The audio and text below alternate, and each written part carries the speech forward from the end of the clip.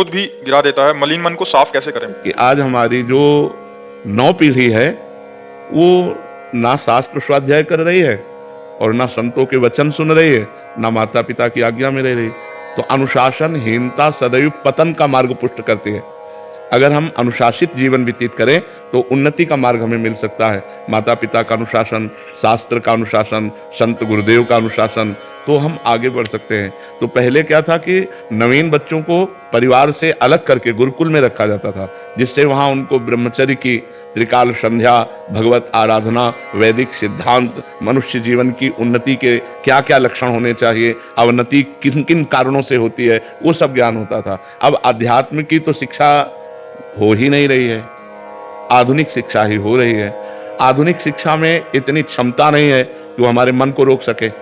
आधुनिक शिक्षा में इतनी क्षमता नहीं है कि हमारे मन को रोक सके या शांत कर सके। ये केवल आध्यात्मिक शिक्षा में ही दम है।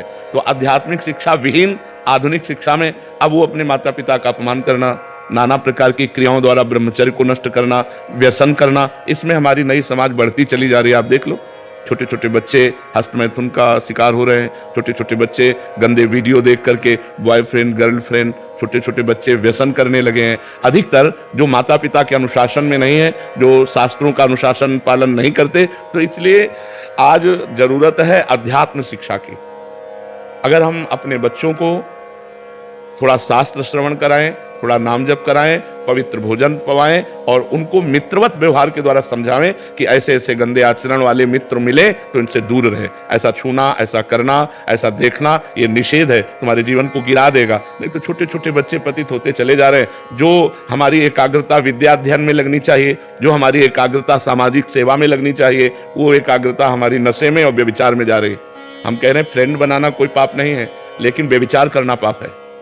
फ्रेंड बनाओ, खूब घूमो, खूब आनंद लो, कोई परेशानी, लेकिन गंदा आचरण मत करो। अगर गंदा आचरण करोगे तो वही तुम्हें डिप्रेशन में पहुंचाएगा, एक दूसरे का मतलब जीवन पतित हो जाएगा। आगे चल करके आपको एक ही रास्ता दिखाई देगा, या तो घोर व्यसन में पड़े रहना या सुसाइड कर लेना। आप देखना क्यों? क्योंकि मनचली वृत्ति एक जगह टिकती नहीं है।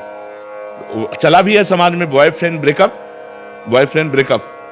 इसमें चरित्र आपका दूषित हो रहा है, आपके विचार दूषित हो रहे हैं, आपकी मानसिकता दूषित हो रही है। अब आप अपने जीवन को ऐसे गर्त में गिराने जा रहे हैं जो पूरे जीवन आपको दुख देगा, क्योंकि आप एक सदगृहस्थ नहीं बन पाएंगे। यदि आपने ऐसे गंदी आदतें की और आपका ब्याह हो गया तो आप अपनी पत्नी से संतुष्ट नहीं रहेंगे।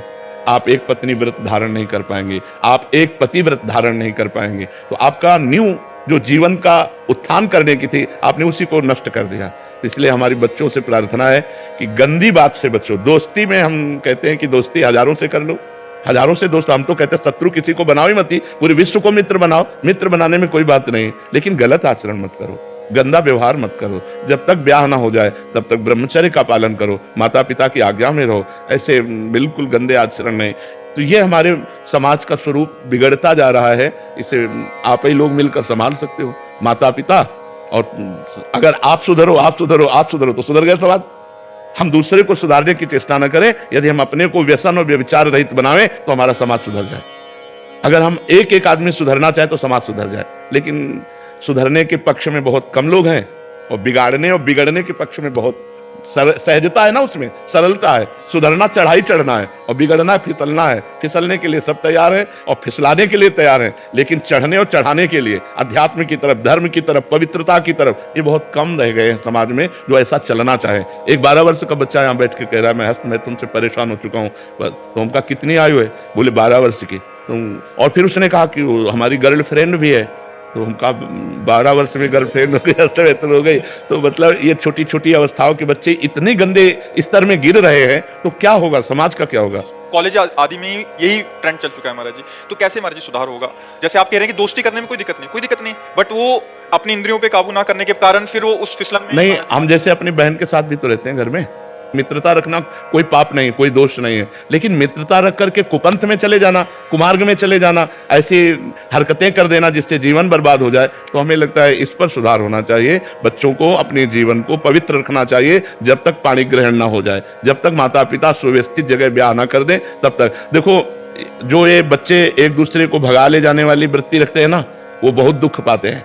मतलब माता पिता सालों लगाते हैं अपनी बच्ची के ब्याह के लिए, सालों जा जाके अगल बगल पूछ के रिश्ता नाता उसके आचरण उसके, तब जाकर अपनी बच्ची को सम्मान के साथ उसके हाथ में देते। और तुम दो चार बातें कही भाग गई उसके साथ, तो पूरा जीवन निर्वाह थोड़ी होगा। तो वो कैसा व्यक्ति स्वभाव वाला है। देखो प्रेजेंट का स्वभाव अलग होता है, लेकिन हमारा एकांतिक जीवन कैसा है, हमारा पर्सनल जीवन कैसा है। तो जब आप किसी के पर्सनल जीवन में घुसेंगे तो आप खतरा पाएंगे। इसलिए माता पिता की अनुमति आवश्यक है, क्योंकि वो अच्छी तरह देख सुन करके अपने बच्चे को सुखी करना चाहते हैं। पर आजकल बच्चे ऐसे माता पिता को कुछ नहीं समझते हैं, मनमानी आचरण करते हैं। बहुत विचित्र दशा आ रही, बहुत विचित्र दशा आ रही। जो जवान बच्चे हैं वो बूढ़े माता पिता को पीट रहे हैं अपने माता पिता के अनुसार। और मातृ देवो भव पितृ देवो भव, शास्त्र वेद आज्ञा करता है। अगर माता पिता की आराधना नहीं हुई तो भगवान की आराधना कौन कर सकता है। भगवान तो अव्यक्त है, माता पिता तो व्यक्त भगवान हमारे विराजमान है। इसलिए समाज को आध्यात्मिक शास्त्रों का स्वाध्याय करना चाहिए, आध्यात्मिक संतों की वाणी सुननी चाहिए और उसके अनुसार अपने आचरण बनाने चाहिए। हरे कृष्ण महाराज जी, हमारी संतों की निंदा हो रही है तो क्या करना चाहिए?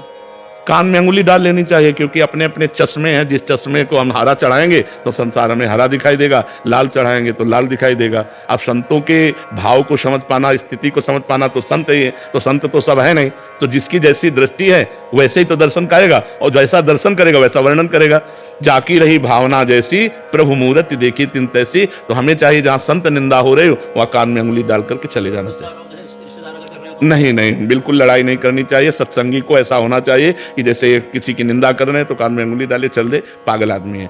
अगर आप लड़ाई किए तो आप में और उसमें अंतर क्या रह गया। वो निंदा कर रहा है, आप उसे मार रहे हैं, तो बात तो हो गई एक ही। वो निंदा कर रहा है, आप क्रोध कर रहे हैं, तो दोनों दोषी हो गए। वो निंदा कर रहा है, आप कान में अंगुली डालिए और वहां से चल दीजिए। वो उसकी मति है, सुनने से हमारा मन दुखी होगा, इसलिए हम सुनेंगे नहीं।